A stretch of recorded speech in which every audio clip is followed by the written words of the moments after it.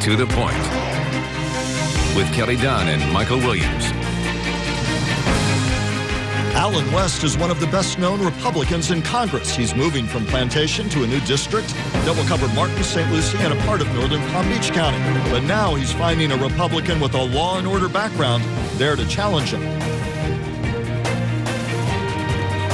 Good morning and welcome to the Point. With legislative redistricting, we're finding new districts and new candidates. One of those new congressional candidates is here with us today. Martin County Sheriff Robert Crowder is jumping into the race. Thank you very much, Sheriff, for being here. Thank you for inviting me to be here. It's a real pleasure. And just before we start, full disclosure, my husband works for the Martin County Sheriff's Office. Want to make sure we state that right off the bat. Well, yes, he does. Yes. Proudly for us. Indeed, he certainly does. He loves serving the citizens of Martin County.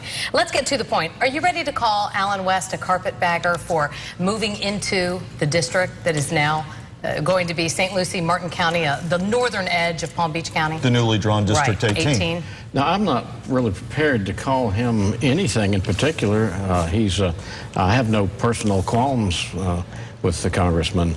I have a problem that the local area was not really given an opportunity to field a local candidate who has grown up and represents the people of that area.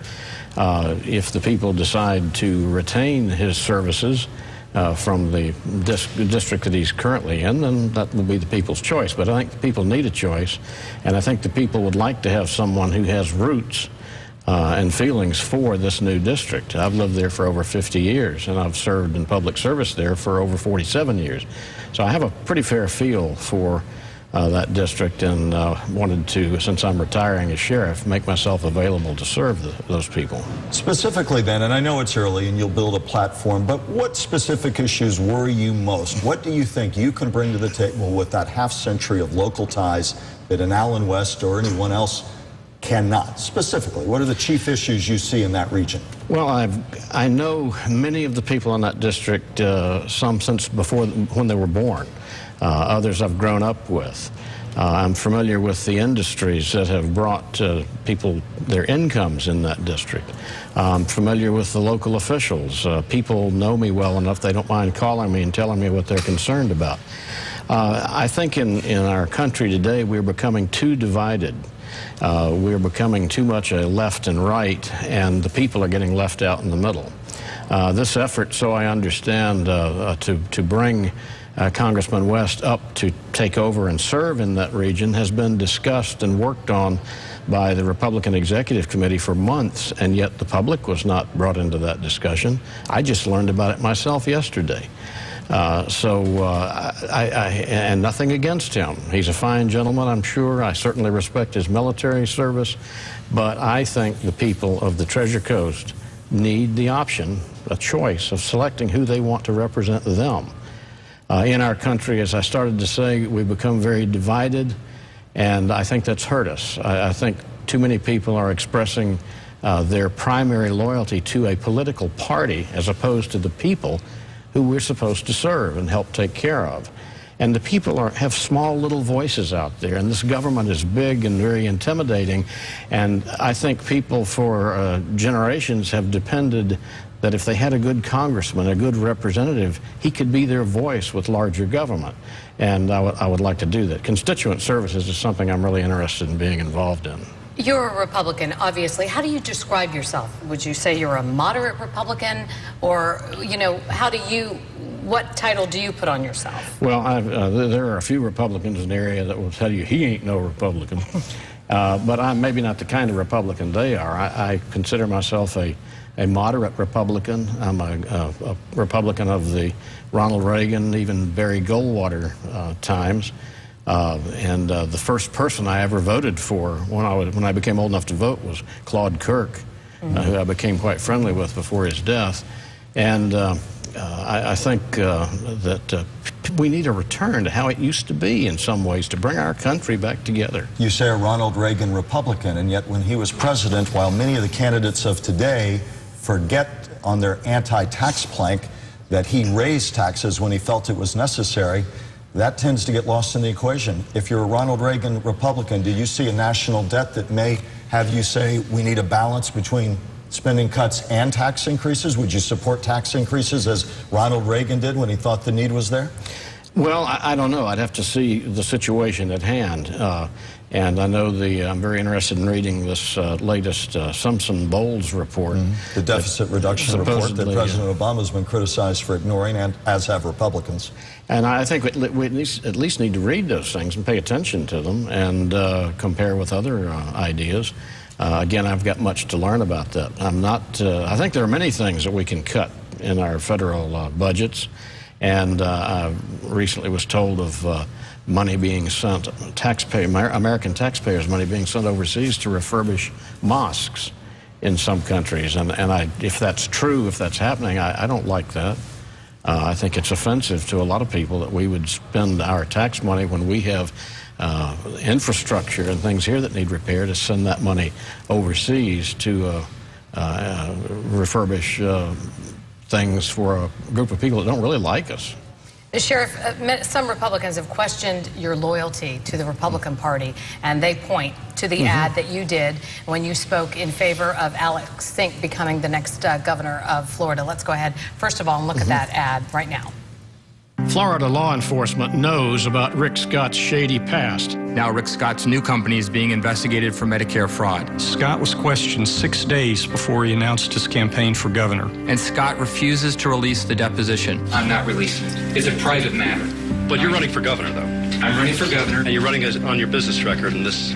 I told you right now, I'm not releasing it. Rick Scott couldn't be trusted as a CEO. This is ridiculous. And we can't trust Rick Scott as governor.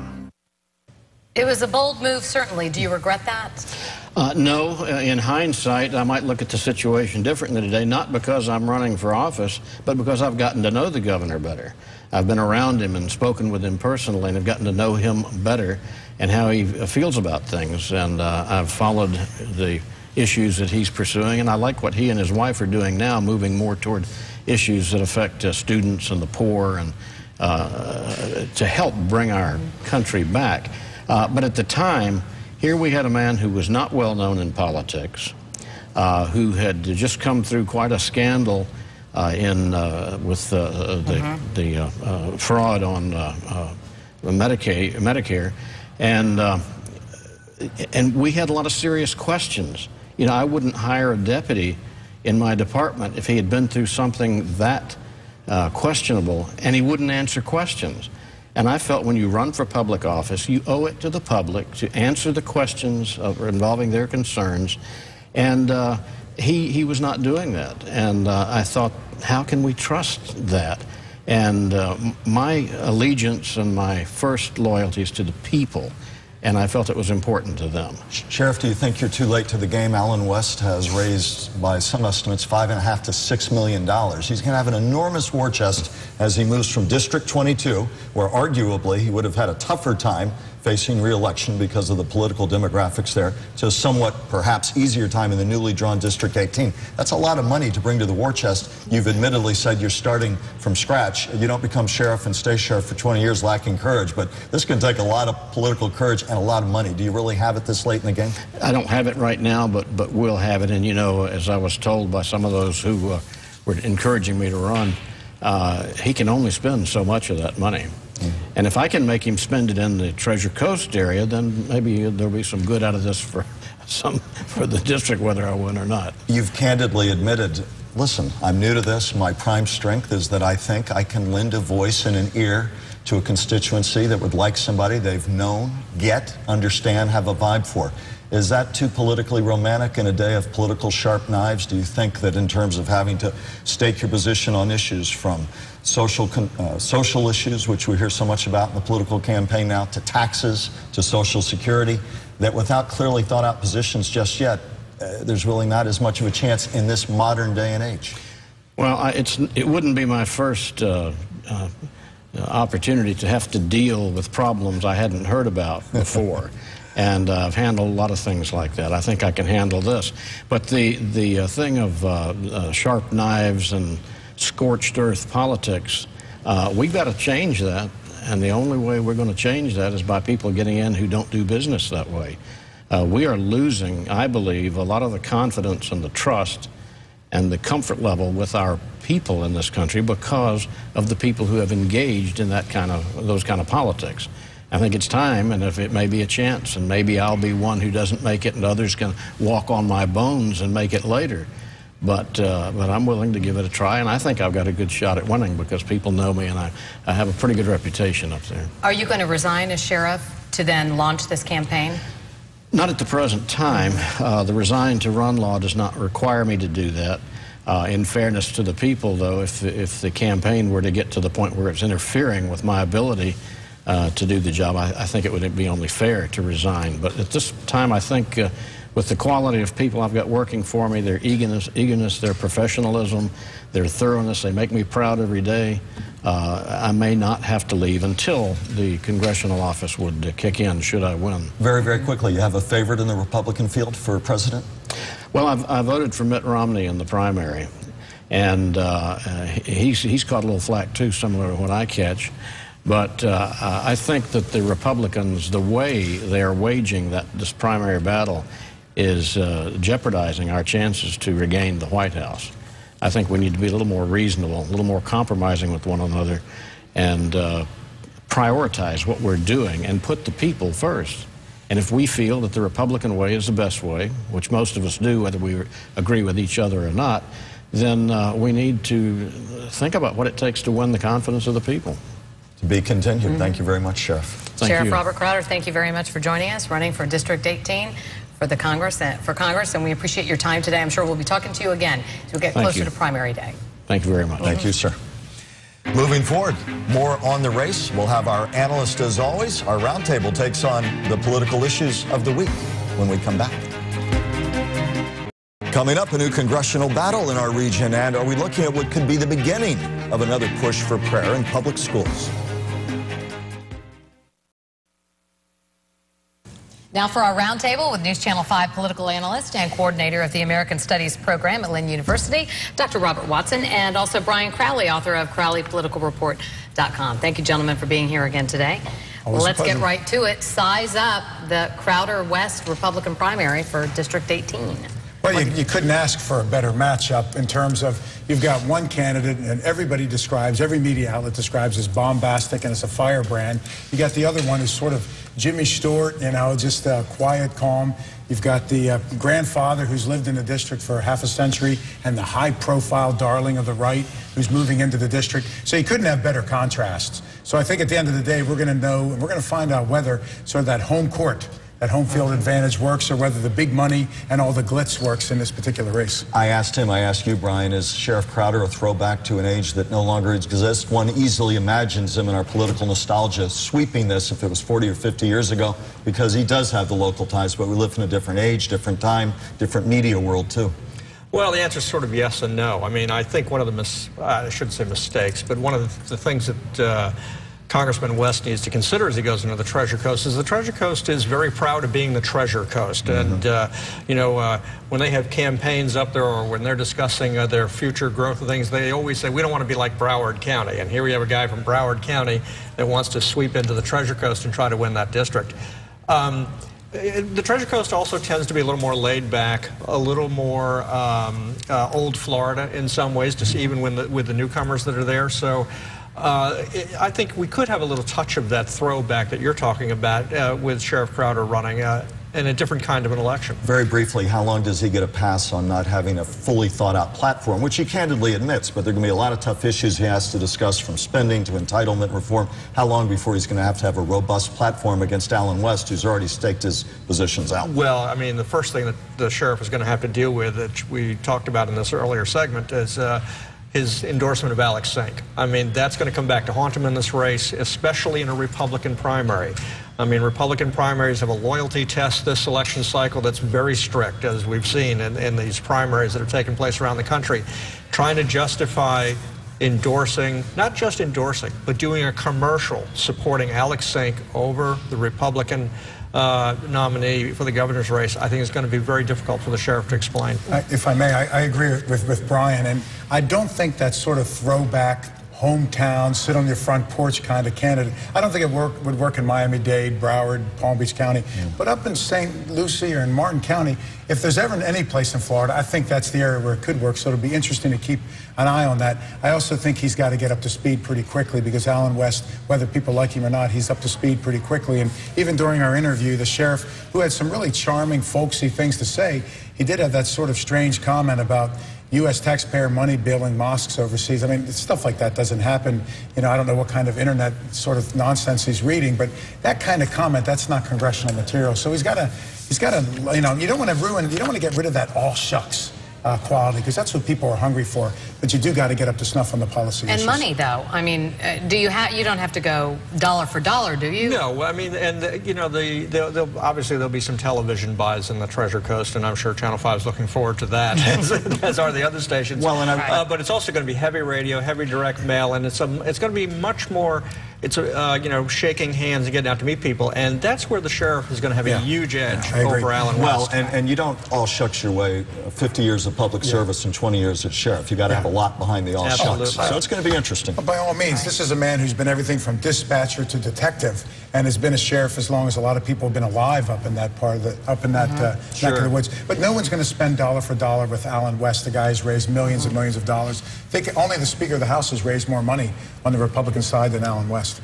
Let's move on to some social issues becoming a major issue in the campaign. Do you agree with that, first of all? Oh, sure. I mean, I was just giving a speech in Daytona before the Tiger Bay Club up there last week, or earlier this week, and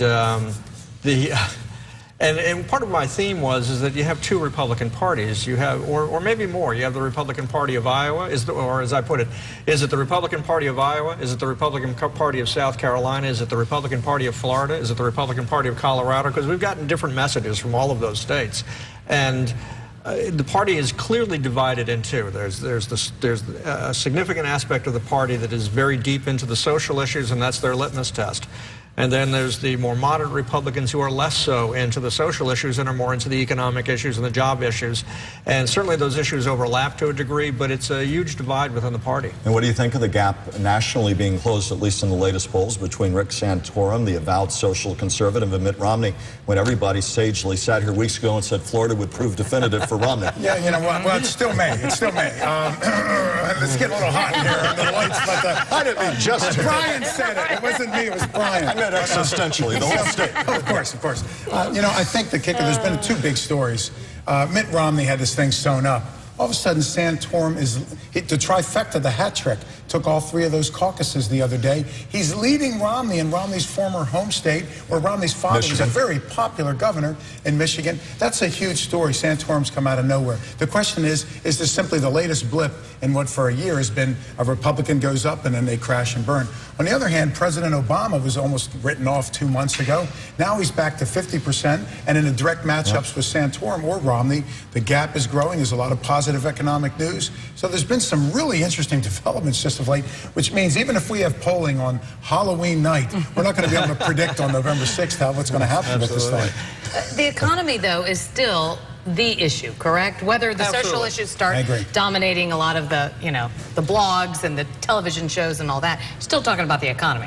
But the news, and yes, the economy is still huge, and a lot of people are still concerned about the economy, but all of the news so far this year has been positive, and it's leading into Obama's favor. So the economy may remain a big issue, but different than we thought 6 months ago. I do think people are going to vote their pocketbooks, but that's on paper. And we've seen this past year, there's one thing on paper, it's another thing when they inbounds the ball and play the game. That's right. You cooling off yet? Yeah. Back in a moment. Next week I'll cool off. All right, Kelly and I made a command decision. We didn't like Watson winner. We like Watson wrap-up. I mean, you're a winner, but wrap-up, well, as long as it's not the Watson wrap-up, not the whiner. Newt Gingrich could be hurt by some recent decisions, ditto with Ron Paul. Texas is the biggest Republican state early on, Super Tuesday. Both those candidates, Ron Paul's home state, Newt Gingrich runs well in the South. They both wanted to do well in Texas for momentum. Texas has been pushed back to April, maybe even pushed back to May because of redistricting court cases. And a Crowley closer? Well, a couple of quick items. I think that if Santorum wins Michigan, the election changes dramatically towards Santorum's favor. Romney cannot afford to lose in his state of birth and where his father was governor. The second notable item last week was that Jeb Bush, who didn't bother to endorse anybody in any other election like the presidential race, suddenly raised his head last week and endorsed Adam Hasner for Congress. I think it's a very clear attempt to lock the door on that congressional race, at least in the Republican primary. Very interesting. Interesting times and lots to keep track of. That's right. Nice wrap up, nice closer. Exactly. Yeah. We're all good. We've wrapped, we've closed, we're ready to go. We're closed, we're ready to go. It's time to say Elvis has goodbye. left the building. And thank you for spending time with us on today's To The Point. If you'd like to send a comment about today's show, go to WPTV.com, click on the political link. Thanks for being here and enjoy the rest of your Sunday. Bye-bye.